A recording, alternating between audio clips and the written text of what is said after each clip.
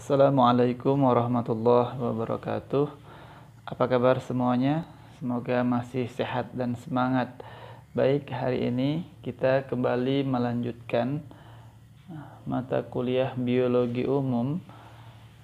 Namun topik yang kita bahas adalah terkait dengan biodiversitas atau keanekaragaman hayati. Kita coba ambil waktu beberapa menit ke depan untuk melihat hal-hal terkait dengan biodiversitas ya. Baik, selamat menyaksikan. Nah, pertama sekali tentu kita harus punya pemahaman yang sama tentang apa itu keanekaragaman hayati. Anda bisa lihat gambar yang saya sajikan, itu ada beraneka ragam buah-buahan ya. Ada semangka, ada jeruk ya, dan seterusnya, ada nanas, ada apel, berbagai macam bentuk, ukuran serta warna. Nah, itulah keanekaragaman. Jadi mulai dari variasi bentuk makhluk hidup, kemudian variasi pada hewan, tumbuhan, mikroorganisme, bahkan materi genetik yang dikandungnya, yang dikandung oleh masing-masing makhluk hidup tersebut, serta bentuk-bentuk ekosistem tempat hidup suatu makhluk hidup. Kita tentu sudah paham bahwa ekosistem yang berbeda akan menghadirkan flora dan fauna yang berbeda.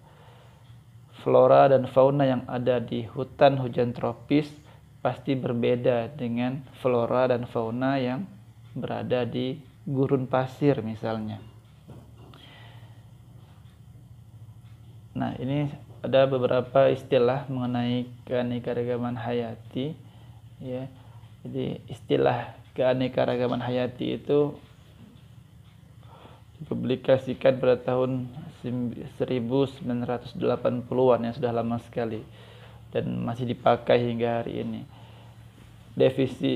Definisi biodiversitas yang secara luas digunakan saat ini mengacu pada Norse et al. Tahun 86 dengan mempertimbangkan 3 level organisasi biologis, yakni genetik, spesies, dan komunitas atau ekosistem.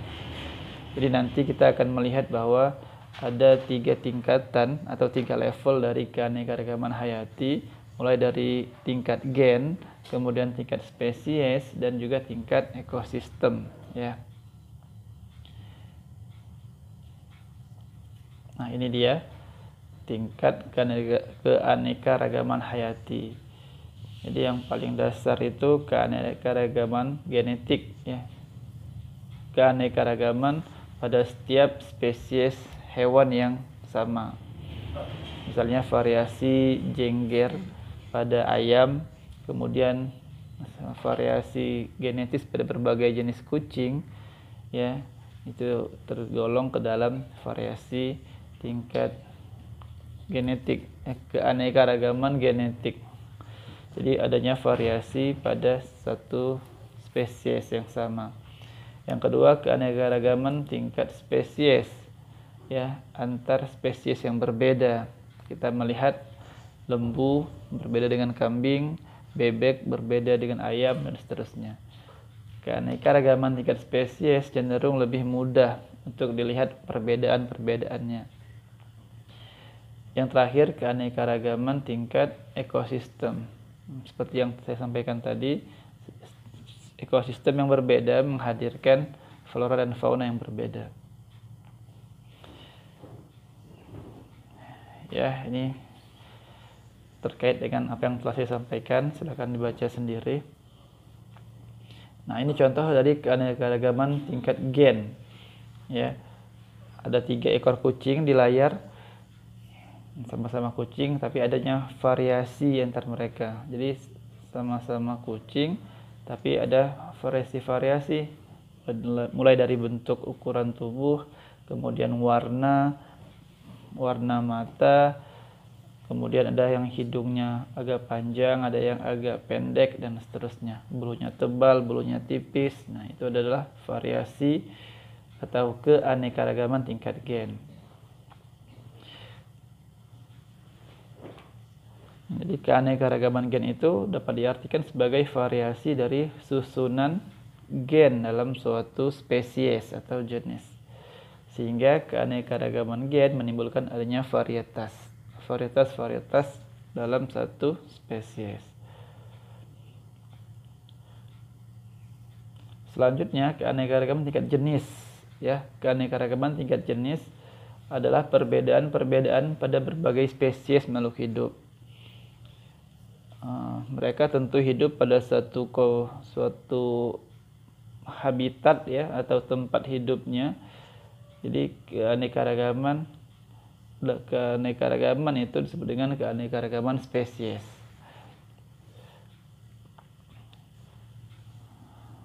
Kucing misalnya, harimau, singa, dan macan tutul itu contoh dari keanekaragaman tingkat jenis. Karena mereka jenisnya memang berbeda. Ya, misalnya harimau itu Panthera tigris, kalau singa Panthera liu. Ya, memang spesiesnya mereka sudah berbeda.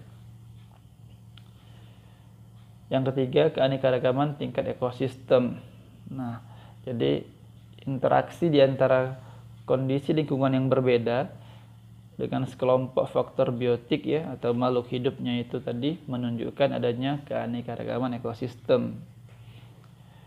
Ekosistem terdiri dari ekosistem darat dan laut. Nah, nanti ekosistem darat pun dia punya banyak lagi pembagian ya. Misalnya yang darat itu ada sabana, hutan hujan tropis, gurun ya dan seterusnya. Kemudian ada lagi yang ekosistem buatan, ekosistem alami dan seterusnya. Namun secara umum ekosistem itu terbagi dua, ada yang darat dan ada yang laut. Nah, ini contoh keanekaragaman misalnya berbagai jenis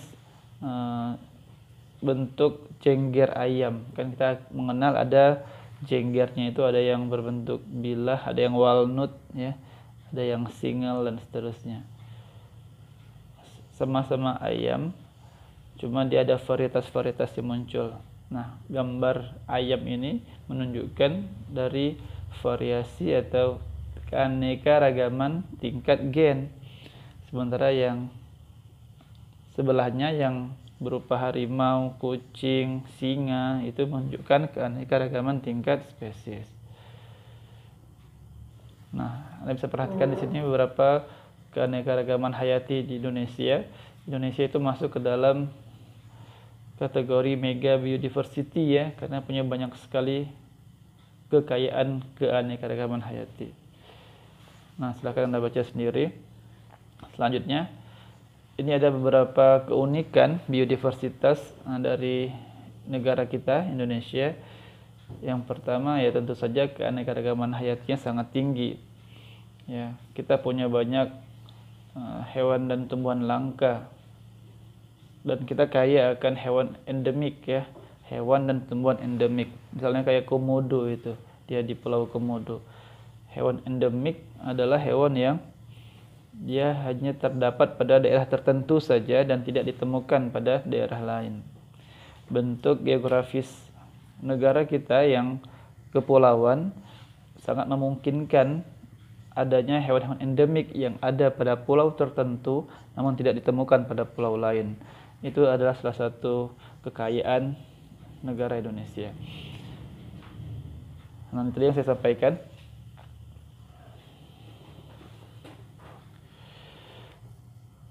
Saya teruskan.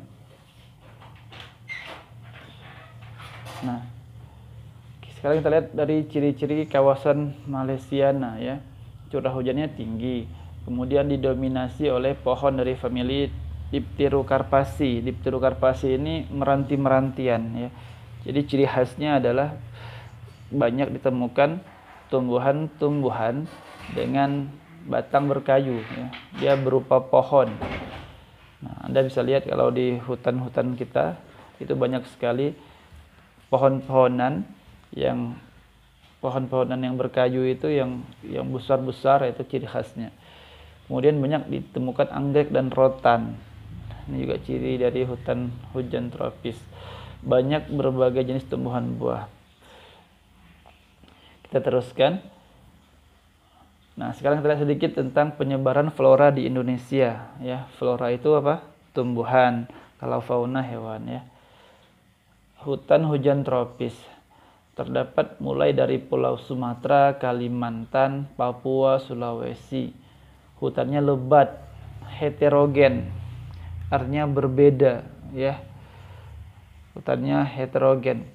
Jadi variasi tumbuhan-tumbuhan yang terdapat di hutan itu sangat tinggi. Itu artinya heterogen. Kalau hutan pinus itu homogen karena secara umum yang ada di situ hanya pinus saja. Nah, kemudian kelembaban tinggi. Contoh tumbuhan yang biasa hidup adalah rotan, ya, meranti, damar dan seterusnya. Jadi meranti ya, damar. Saya teruskan. Ada hutan musim.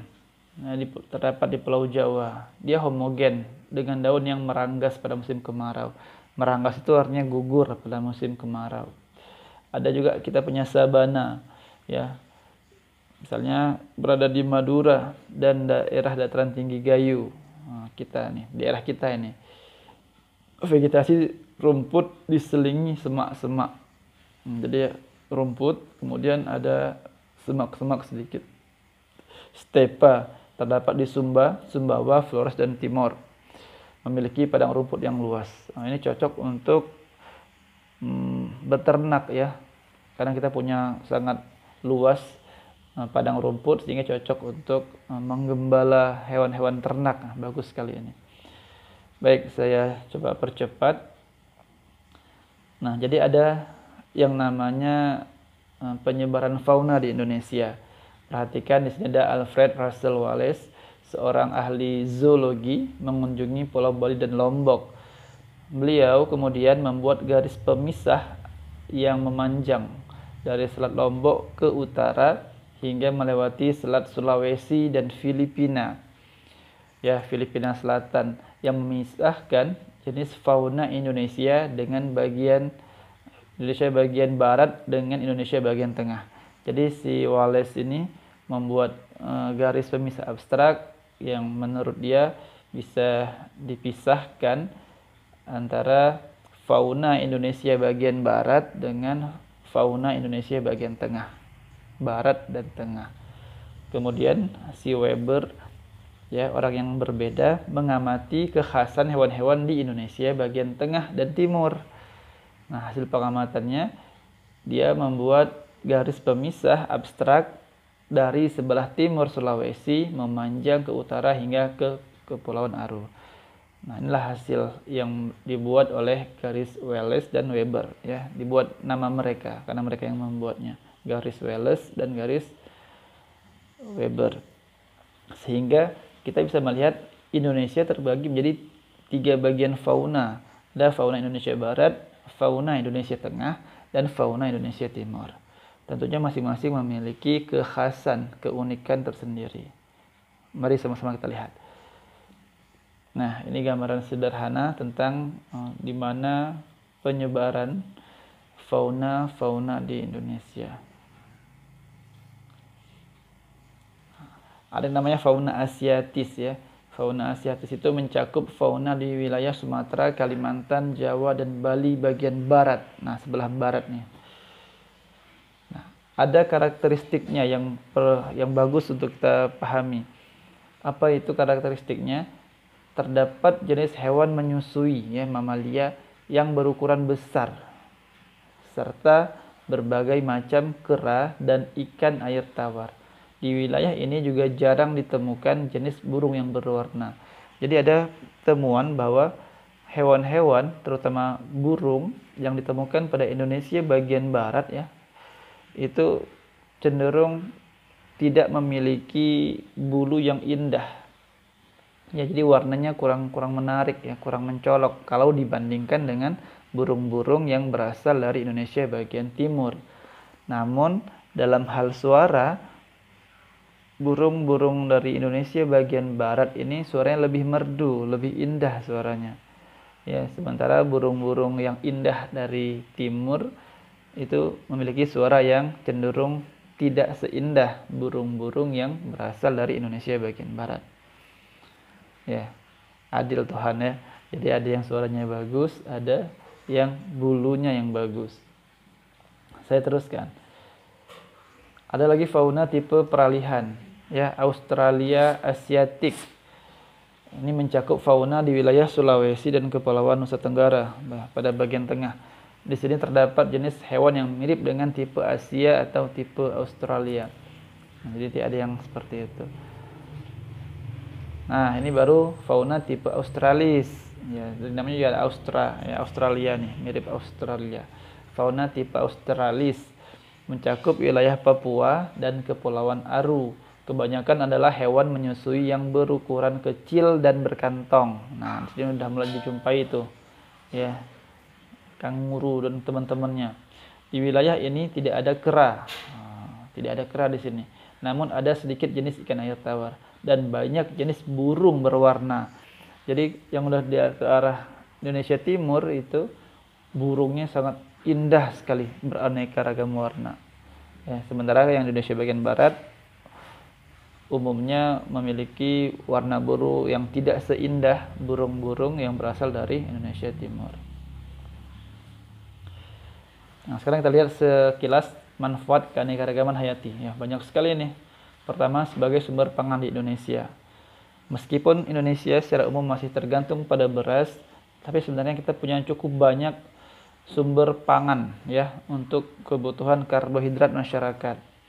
Ada jagung, ubi jalar, singkong, talas, sagu, dan seterusnya.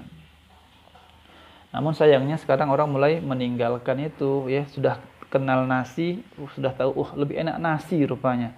Ya, pelan-pelan mulai beralih ke beras. Padahal kalau semakin beraneka ragam bahan makanan kita, maka ketahanan pangan akan lebih baik. Jadi semua orang tidak membeli beras, ya. Ada sebagian yang cukup makan ubi jalar saja mungkin, ada yang makan talas, makan sagu saja. Tapi lagi-lagi ini kembali masalah selera ya, susah kita bilangnya. Kalau seandainya mereka sudah terbiasa makan beras, dikasih makan sagu, kita juga nggak bisa kita terima karena tidak selera ya. Sudah terbiasa makan beras, sudah terbiasa makan nasi gitu ya. Tapi semakin beraneka ragam bahan makanan kita itu semakin baik sebenarnya. Ini silahkan dibaca sendiri, saya percepat nih ya. Ini sumber pangan potensial ya, ikan, beraneka ragam ikan. Kemudian ini ada oncom, tempe, kecap, tape ya. Minuman khas daerah timur. Kemudian ada gatot digemari sebagai makanan suplemen. Kemudian jasa mikroorganisme seperti kapang ya atau jamur, yes dan bakteri sangat diperlukan untuk pembuatan makanan ini. Tadi ya, tape, oncom, ya, kecap. Beberapa jenis tanaman seperti suji, secang, kunir, gula aren, murang padi, pandan banyak digunakan sebagai zat pewarna makanan. Jadi keanekaragaman hayati itu luar biasa berkontribusi terhadap kehidupan umat manusia. Saya percepat. Yang kedua sebagai sumber sandang dan papan. Ya, kulit kayu, bulu-bulu burung, tulang belulang, itu bisa dibuat aksesoris pakaian, perhiasan. Kemudian ada lebih kurang 20 jenis tanaman untuk perawatan batik tulis, termasuk buah lerak yang berfungsi sebagai sabun. Jadi keanekaragaman itu semakin memberi peluang untuk ditemukannya berbagai jenis obat-obatan juga misalnya. Ya. Ini silakan dibaca sendiri, berbagai jenis kayu nih, kayu jati, kayu nangka, segala macam kayu sebagai bahan bangunan. Kemudian ada beberapa masyarakat di timur, di Pulau Alor itu ya, dia memakai daun lontar, kemudian gewang sebagai atap. Jadi begitu banyak manfaat yang bisa diambil dari keanekaragaman hayati ini. Nah, ini tadi yang saya katakan sebagai sumber obat dan kosmetik. Di Lombok dikenal 19 jenis tumbuhan sebagai obat, bisa digunakan untuk kontrasepsi ya, atau untuk KB kalau bahasa kita. Banyak sekali. Nah, percepat saja. Di Jawa dikenal minimal ada 77 jenis tanaman obat, ya, itu minimal. Di Sumbawa juga seperti itu, banyak sekali. Ada yang untuk wewangian, berbagai jenis bunga-bungaan ya, melati, mawar, cendana, kenanga, kemuning, itu untuk wangi-wangian. Kemudian ya untuk samak ya, samak itu misalnya pengilap, untuk lulur, banyak sekali.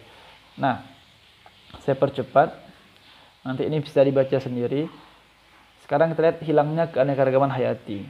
Nah, ternyata kepunahan spesies di dunia ini diperkirakan rata-rata mencapai 100.000 spesies setiap tahun. Bayangkan setiap tahun kita kehilangan 100.000 spesies yang mungkin bahkan kita belum tahu apa namanya. Ini menunjukkan ketidakseimbangan antara kebutuhan manusia dan kapasitas alam. Pertumbuhan semakin pesat, semakin banyak orang butuh lahan untuk tempat tinggal, butuh kayu untuk bangun rumah dan seterusnya.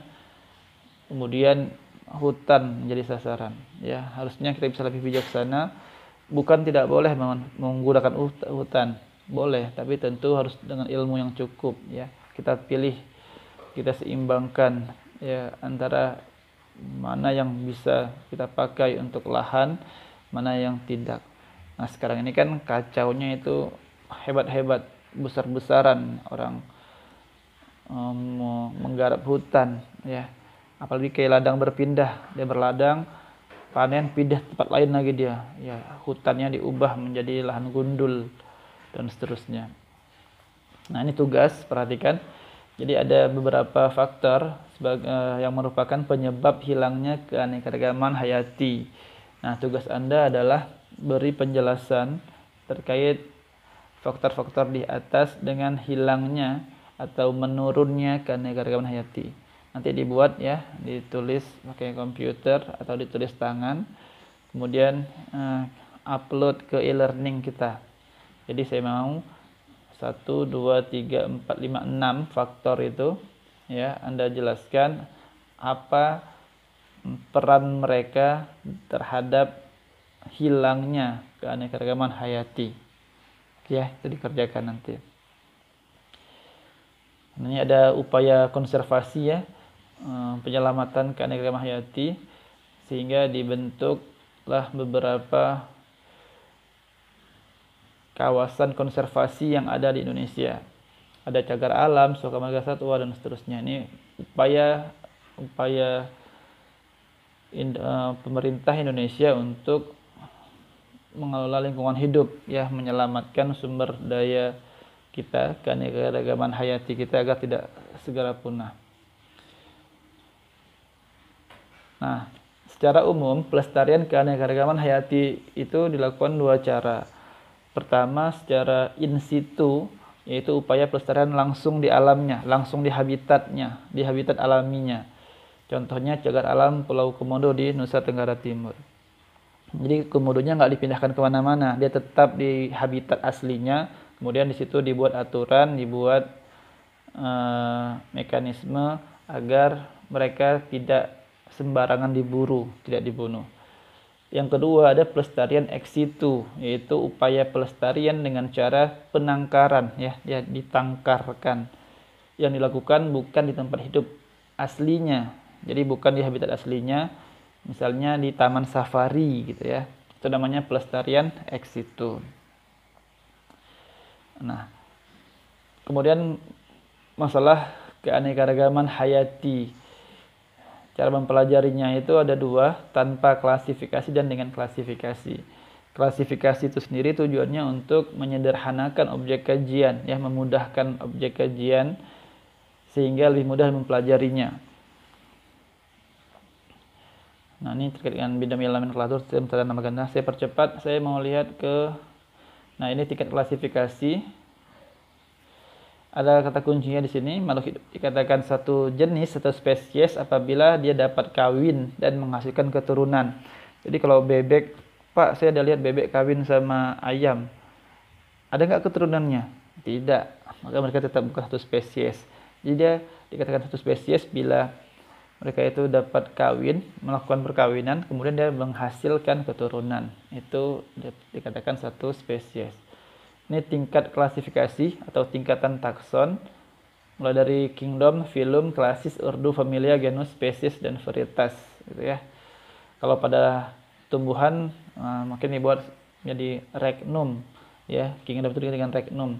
Regnum, divisi, klasis, ordo, familia, genus, spesies. Itunya saja yang berbeda, yang lainnya sama.